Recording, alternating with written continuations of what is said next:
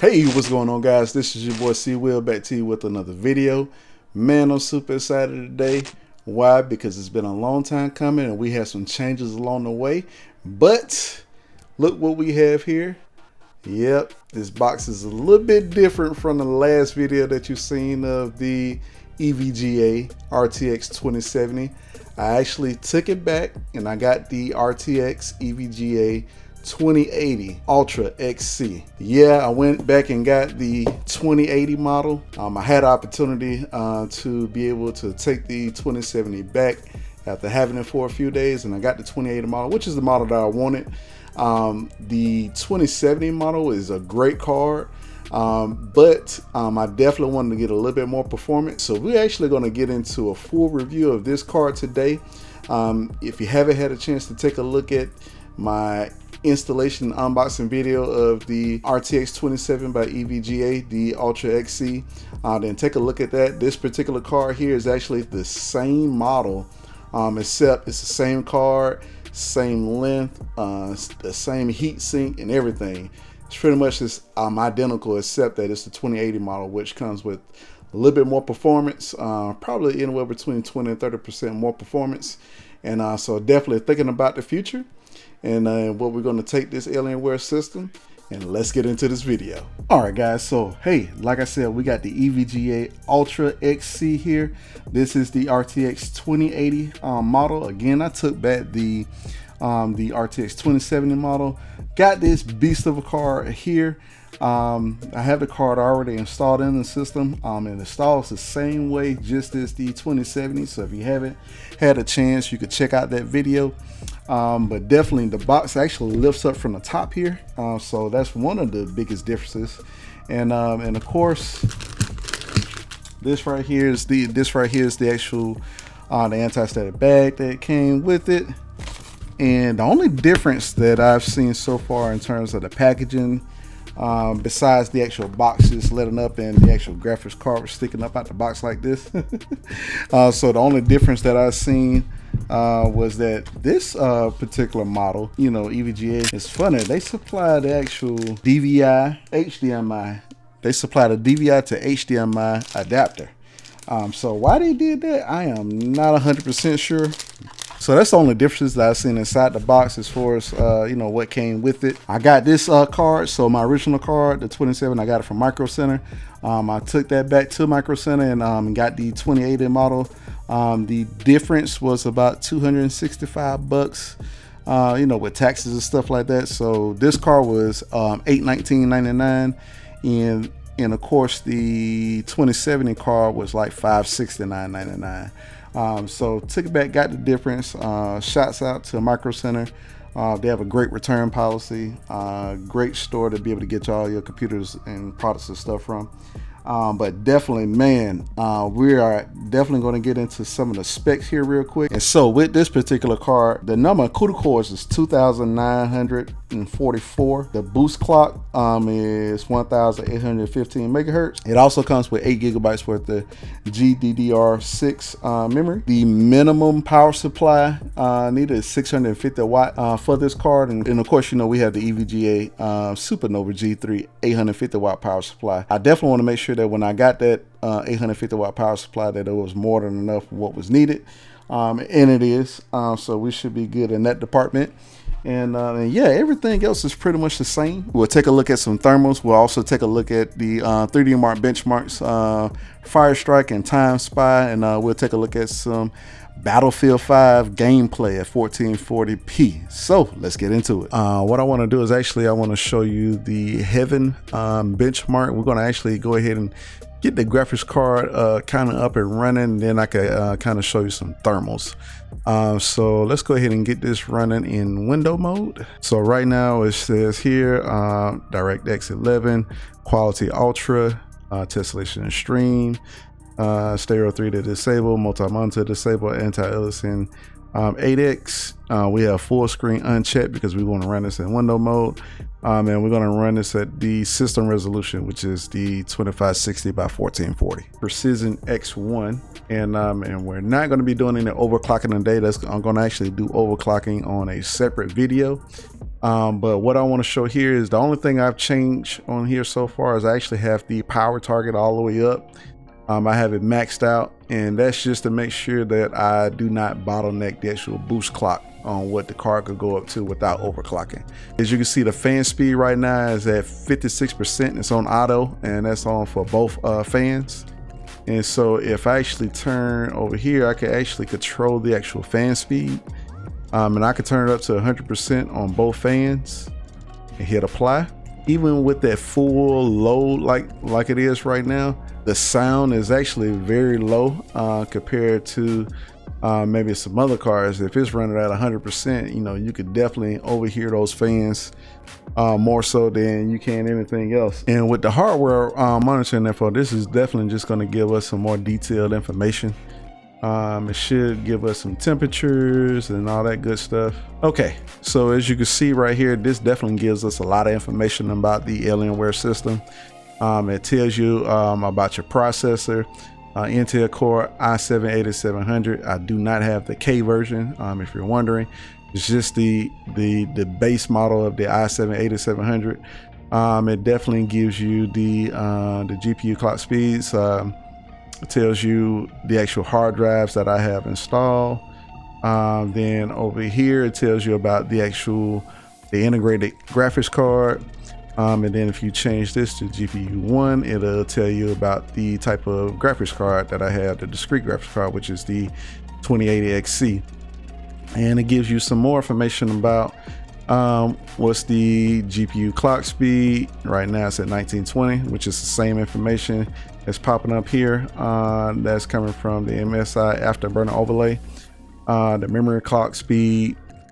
Here, I actually, and this is just a side note, I just purchased 2 8GB sticks worth of Gskill 3200 memory, just to see, you know, if it will actually be compatible with the Alienware Aurora R7. And I am confirmed, as you can see here. I have that memory installed, total is 16 gigabytes. And I got this from Micro Center. I actually got this on sale. It was open box for $87. I couldn't pass it up.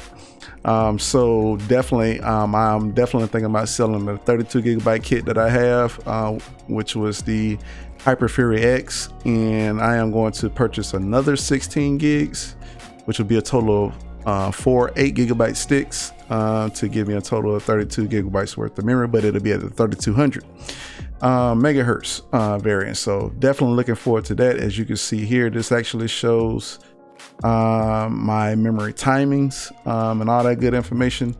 And right now, this is what it's running at right here.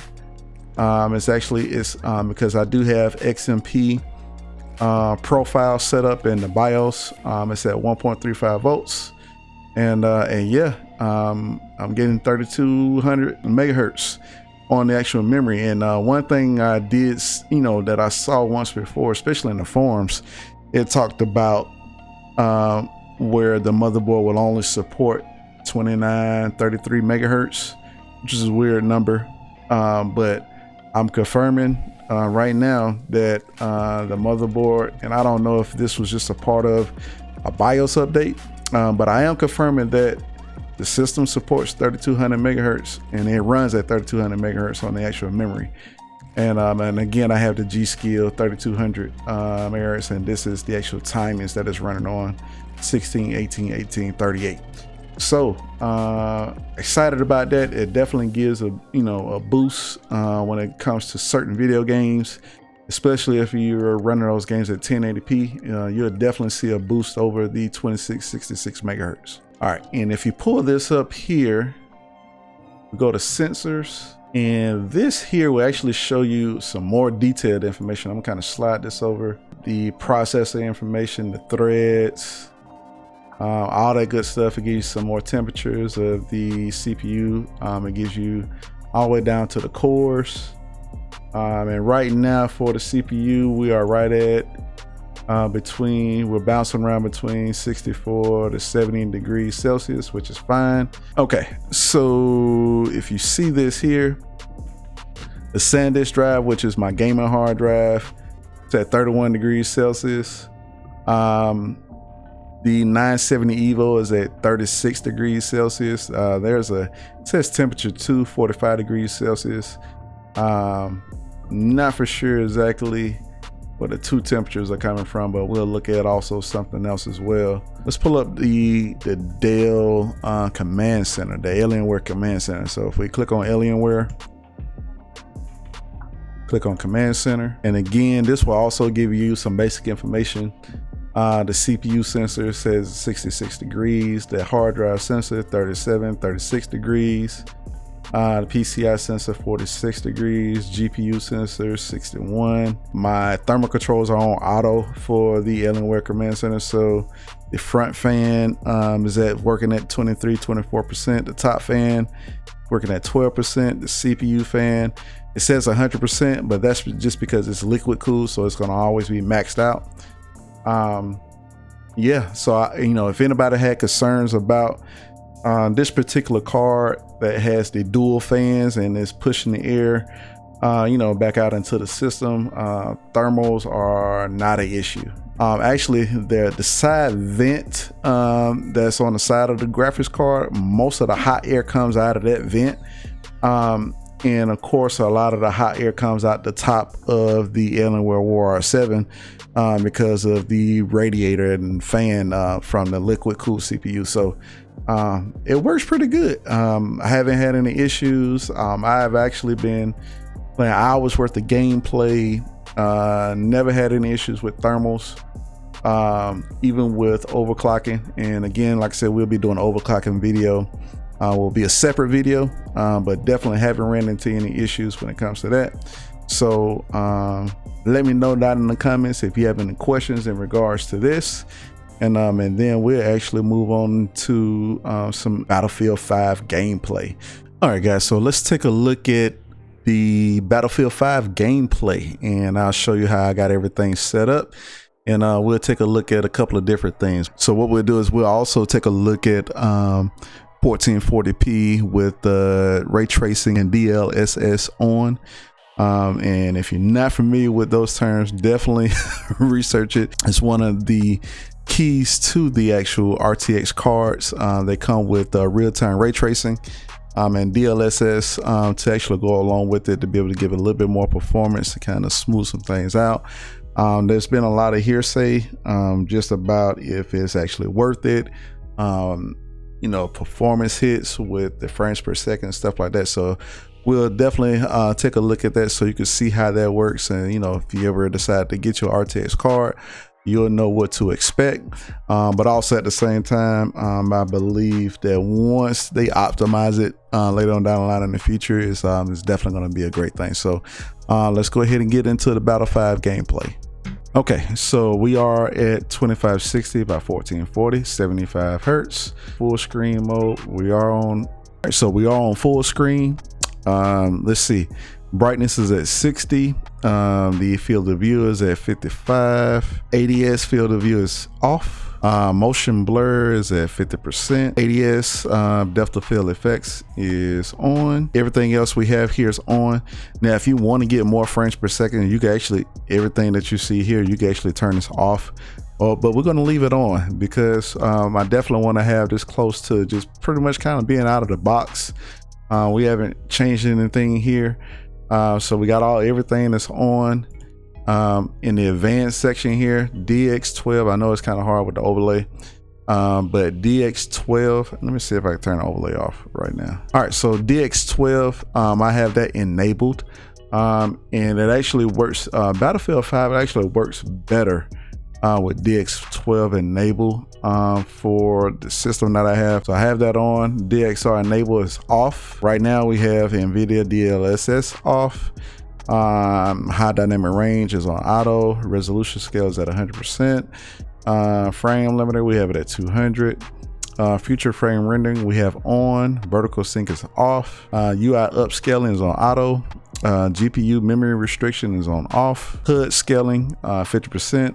And then we have everything on ultra settings. And I am actually going to resume a battle that I was playing. We had a lot of stuff that was going on. So let's just get into that, okay? All right, so as you can see right now, we're averaging between 80 to 105 frames per second. I do have OBS recording.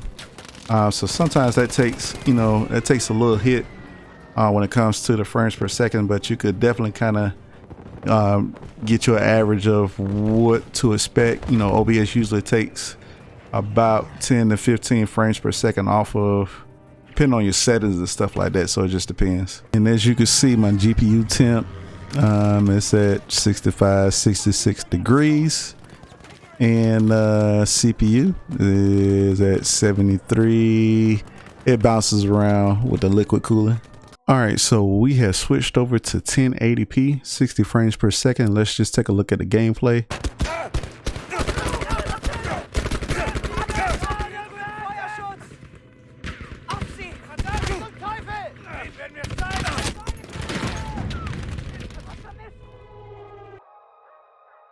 All right, guys, so that is 1080p gaming. And let's take a look at one more thing here. Let's actually take a look at turning on ray tracing and DLSS. Okay, guys, so what we are right now, we are actually back in the options. And so in order to turn on ray tracing and DLSS, you have to have DX12 enabled, which we already do. We need to turn on DXR enabled, and this is actually going to have us to restart the game. So let's do that. And once that's restarted, then we could come back in and we could turn on DLSS. Okay, so here's a fun note. Before we start back up the game, this is actually on Nvidia's website, and it talks about Battlefield 5 as DLSS boosted performance by 40%. And if you scroll down, it actually tells you DLSS is available with the following GPUs with ray tracing turned on and the resolutions listed below: 3840 by 2160, all RTX GPUs, 2560 by 1440, the RTX 2060, 2070, and 2080. But then it says 1920 by 1080, only the RTX 2060 and the 2070.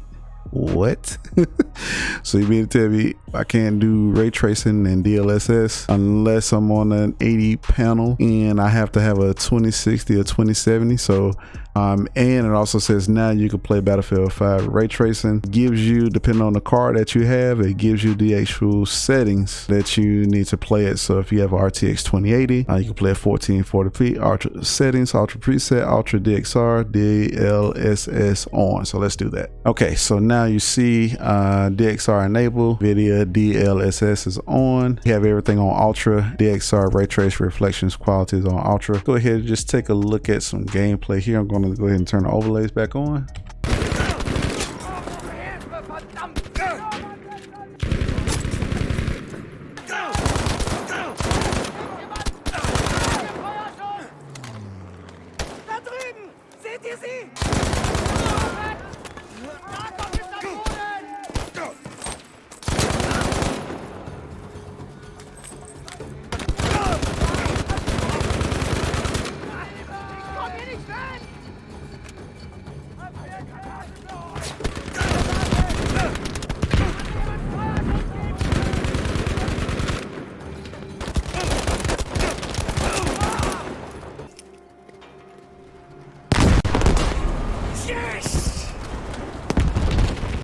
All right, guys, so what you'll see coming up next is my Time Spy scores and also my Fire Strike scores from 3D Mark.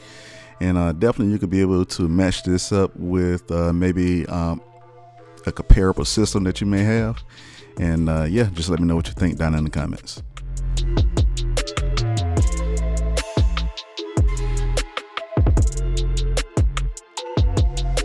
All right, guys, man, thank you for watching the video all the way through. You had a chance to be able to see what this card could do. And definitely we got some more videos that's coming in the future. Let me know down in the comments what you think, what type of card that you have. If you plan on upgrading, you've seen how this works. The temperatures are good inside the Alienware Aurora 7. We definitely get, you know, this card is made for 1440p. And so definitely you could be able to get the high frame rates, and we got some more content that's coming in the future. So again, let me know what you think down in the comments. Don't forget to hit like, don't forget to hit subscribe, don't forget to hit the bell so you receive all my notifications. If you'd like to support the channel even further, don't forget to hit the links in the description below for my Patreon page, my Cash App link, and also my PayPal link. So definitely thank you for everything, guys, and I'll see you in the next video.